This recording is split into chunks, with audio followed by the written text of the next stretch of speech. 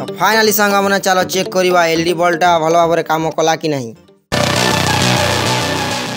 तो ये देख सांग मैंने या फाइनाली बहुत बढ़िया काम करुच्ची। तो मुझे आपको ये वीडियो देखी केमी एलईडी बल्ब को रिपेयर करवा अति सहज। तो आपन को दरकार एमती अचल हो एलईडी बल्ब जहाँ आपण पाखे निहाती थी।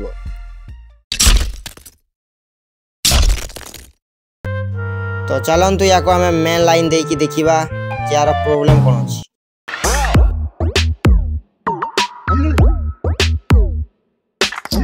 तो सांग मैंने ये देख यहाँ हल्का हल्का जलुची। तो यार प्रोब्लेम कौन हो मत कमेंट करी कह कमेंट बॉक्स रे। ये देख हल्का जलुची। तो जाए क्या ओपन करवा।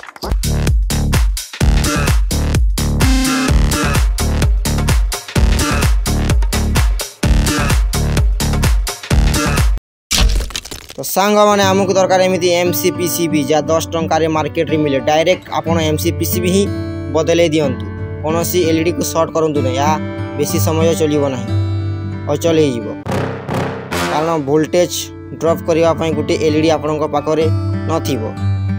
तो चलते एमती लगईदेवा एवं पेस्ट निहाती यूज करेंगे सांग मैंने।